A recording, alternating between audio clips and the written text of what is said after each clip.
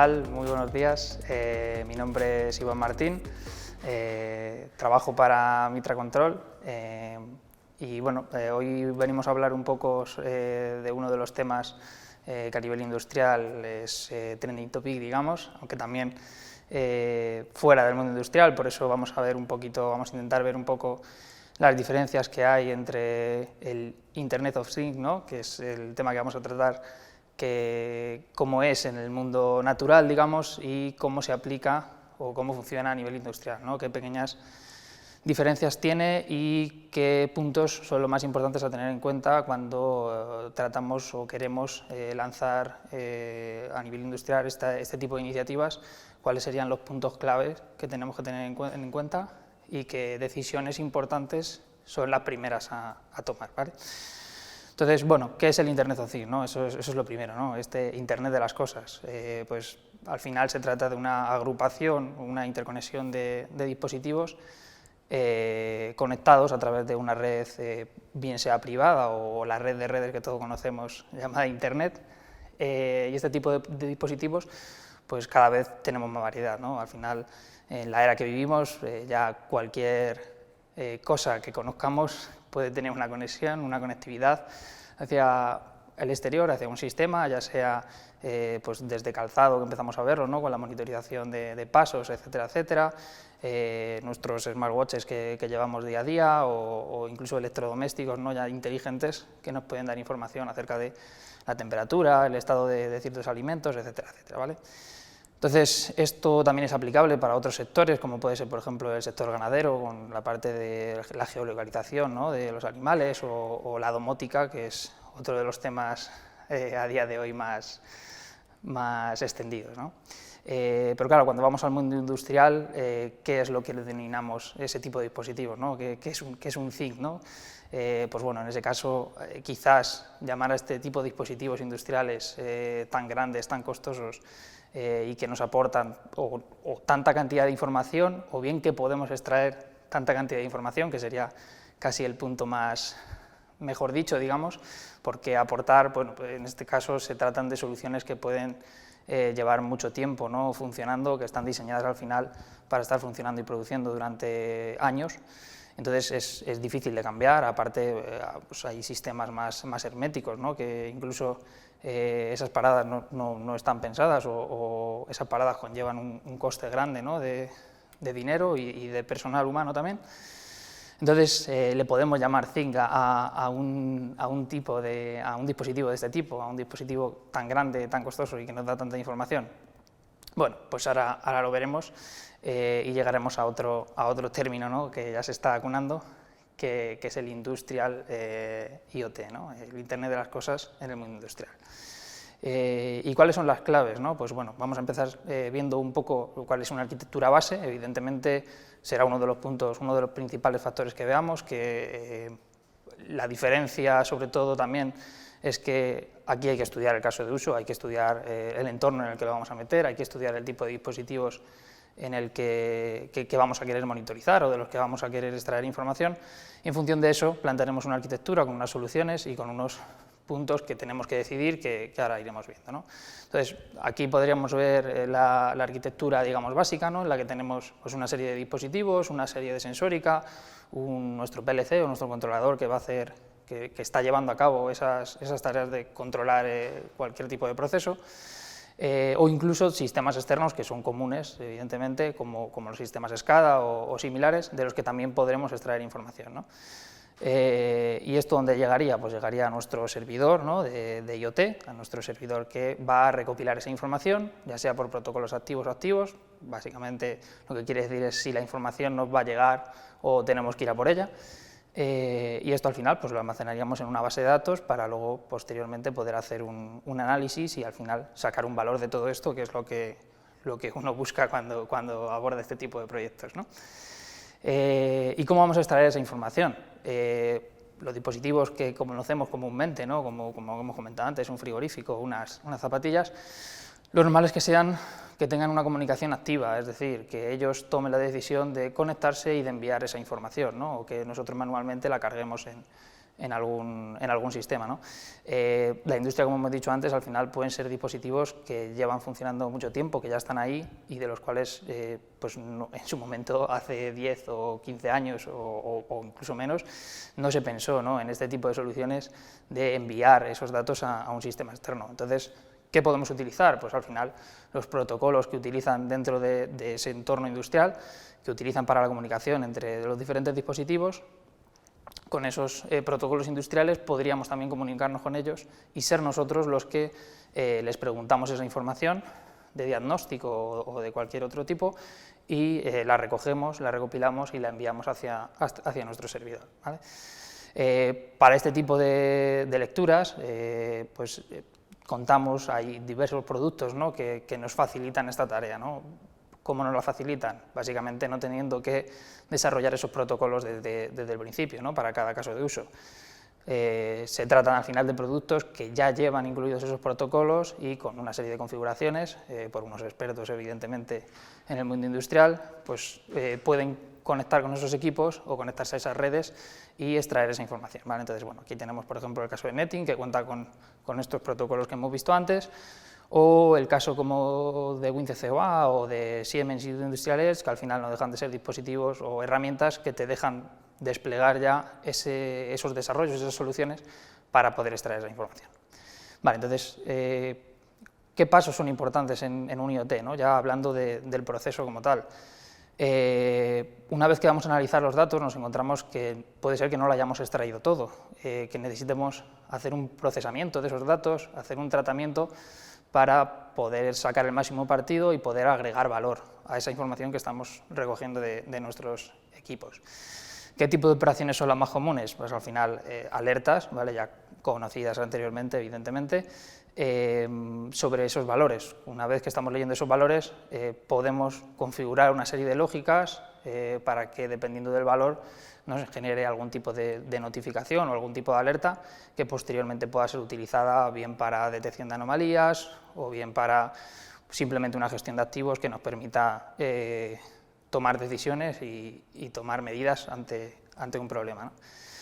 En cuanto a la agregación, pues la agregación al final, si hay datos, por ejemplo, que no podemos extraer porque el dispositivo no nos lo aporta, no venía pensado, o incluso porque tenemos que relacionar varios equipos para sacar un dato común, pues la agregación no deja de ser otra cosa que un cálculo matemático que con una serie de valores al final podemos generar otro resultado. Tendríamos la conversión. La conversión básicamente viene a ser el tratamiento de un dato para transformarlo a otra unidad, a otra medida, o para aplicarle una corrección o similar, ¿vale? Y la normalización, que es uno de los puntos, digamos, más abstractos, no deja de ser al final una compresión, una centralización de los valores dentro de una escala común, ¿vale? Cuando queremos utilizar un algoritmo para analizar el funcionamiento de una máquina o el funcionamiento de nuestro sistema completo, necesitamos que los valores estén dentro de una escala común para que se pueda realizar ese análisis, ¿vale?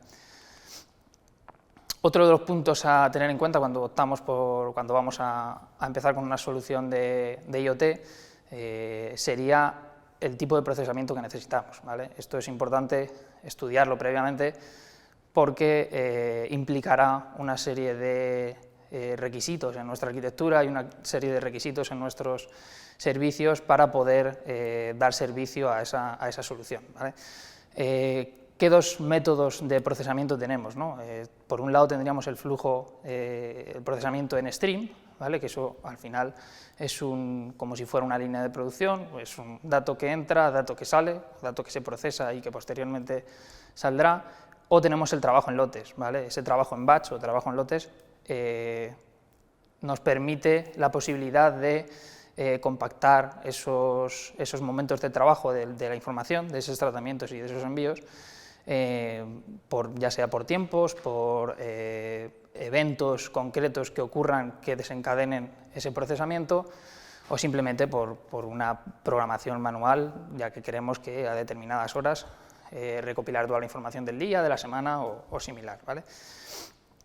Ahora lo veremos a continuación, pero en función del resultado que busquemos o del tipo de análisis que vayamos a querer hacer, ya sea una gestión de activos, por ejemplo, pues sí que nos convendría más un procesamiento en streaming para estar lo más actualizados posible y detectar cualquier anomalía o cualquier cambio de valor en alguno de los dispositivos que monitorizamos en ese momento. O si, por ejemplo, estamos haciendo analíticas semanales o analíticas diarias de la eficiencia de nuestro sistema, pues quizás nos convendría más un tratamiento en lotes, porque nos permite tener controlado mejor esa carga que está pasando, ¿vale? En el procesamiento en stream, al final no tenemos tanto control sobre cuánta cantidad de información pasa, porque según está entrando en el sistema, está saliendo, y nos permitiría también poder controlar más pues, ese tráfico de red y ese volumen de datos al final que estamos generando. Otra de las soluciones, de los puntos importantes que tenemos que decidir, evidentemente, sobre todo a nivel de privacidad y también de posibilidad de gestionar toda la infraestructura y todos los recursos que necesitamos para la solución, es dónde queremos alojar la solución. Podemos optar por una solución on-premise, como hemos dicho antes en el IoT, puede ser redes privadas o red de redes, o podemos utilizar por una solución on cloud, ¿vale? ¿Qué alternativas, o sea, qué ventajas conlleva una o la otra? Bueno, pues todos sabemos ya, ¿no? A nivel de cloud, pues toda la administración de esos sistemas, tanto el despliegue como el mantenimiento, no nos encargaríamos. Toda la conectividad sería directamente contra esa nube. Y en el caso de on-premise, pues bueno, sí que tendríamos nuestras instalaciones localizadas, el acceso sería desde bien nuestra ubicación o tendríamos que plantear otras soluciones de conectividad para poder acceder a esa gestión de dispositivos o a esa solución de KPIs o de dashboarding que queramos implementar. Y bueno, en estas nubes pues, ya tenemos diferentes proveedores, como pueden ser AWS, Azure, Mindsphere o Google Cloud.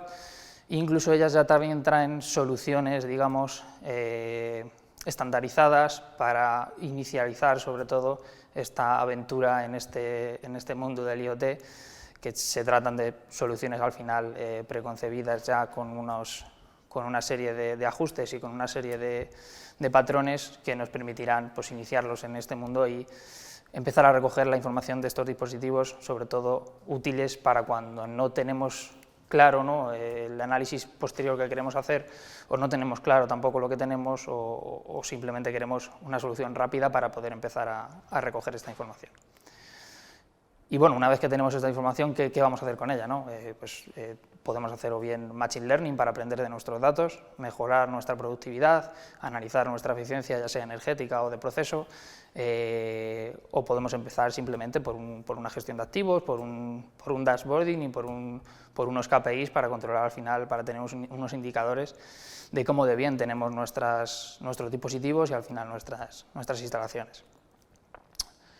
Y bueno, pues llegamos al final al concepto, a lo que es el Industrial Internet of Things, que, como hemos ido resumiendo en los puntos anteriores, lo que se diferencia sobre todo son que al final, si queremos optar por tenemos que especializarlo en nuestros dispositivos, en nuestros sistemas, en los protocolos que utilicen nuestros equipos, en nuestra infraestructura. Al final se trata de soluciones específicas, no es como el IoT, digamos, al uso, que los dispositivos se adaptan a una serie de estándares para poder aportarnos esa información centralizada.